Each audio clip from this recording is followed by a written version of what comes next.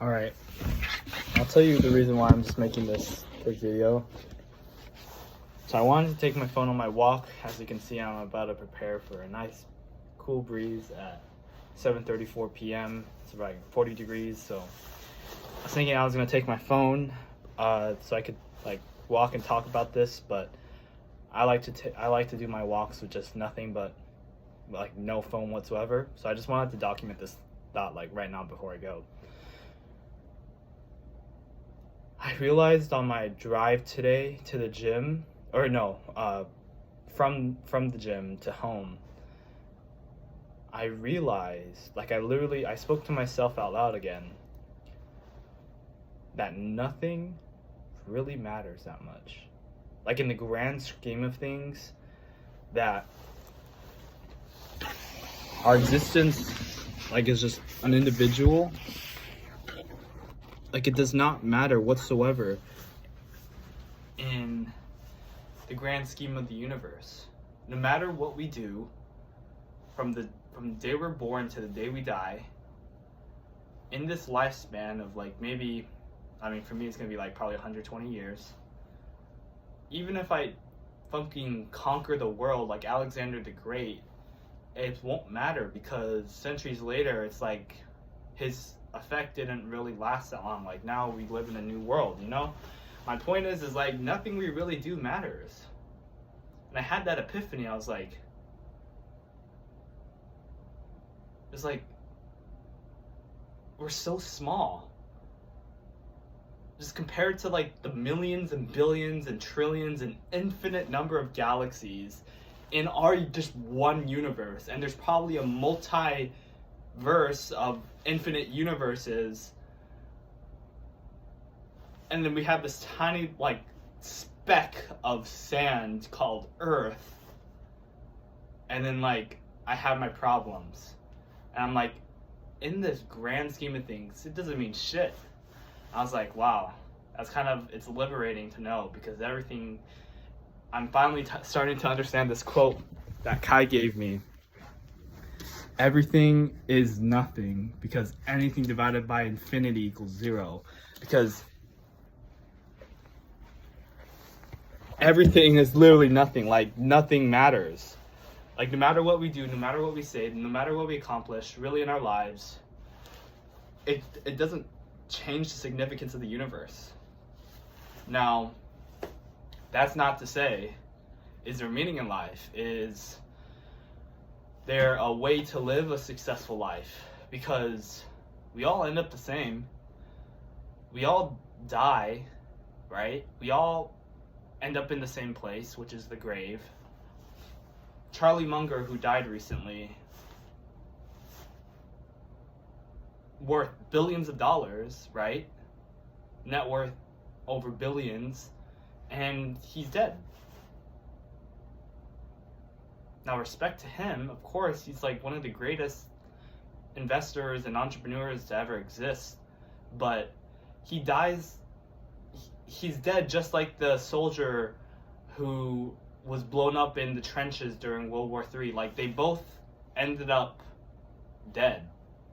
That kind of hit me, because Charlie Munger lived this certain life, and like this soldier lived maybe a certain life. And this homeless man who in the 5th century, who had no food and he died of starvation, they all died, you know, of course not on the same cause of death and not in the same way, but they're dead anyways.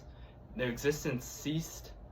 So what does that mean? It means we all end up in the same place in the same way, one way or another, just in different manifestations. So,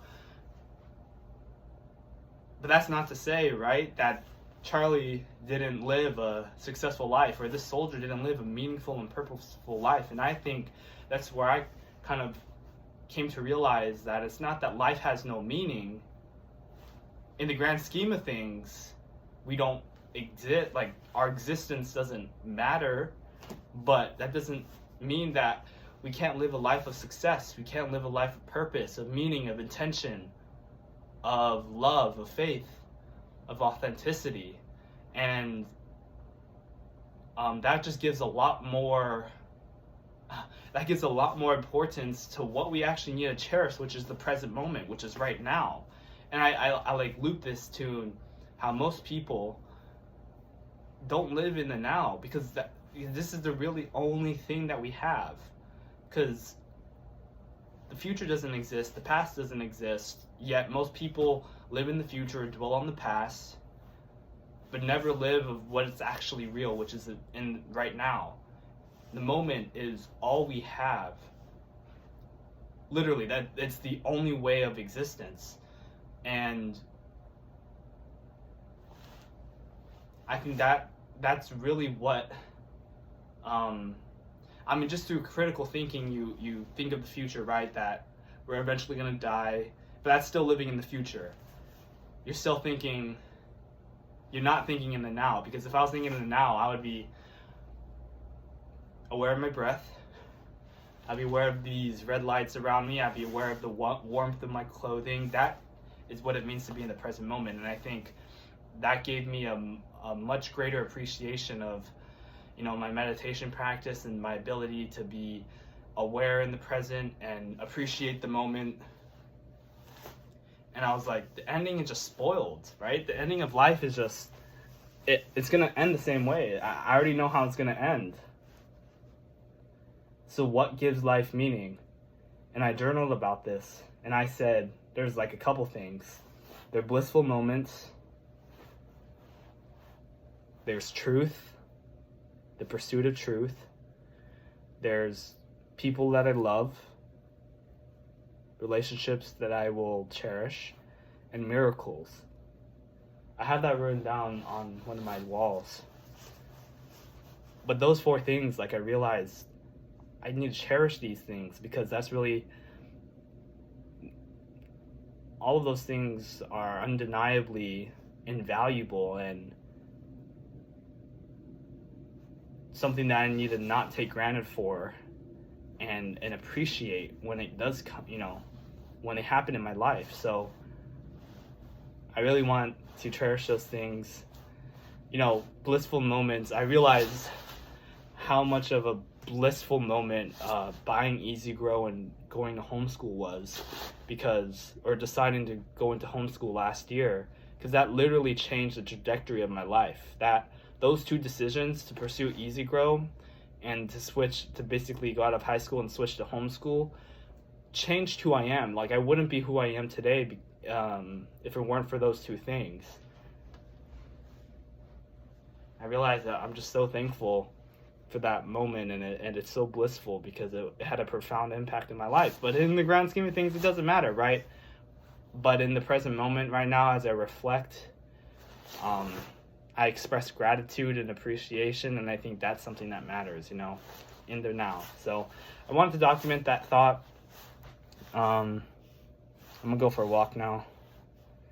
But yeah, everything is literally fucking nothing and meaningless if we zoom out of time and space large enough. Here's Earth.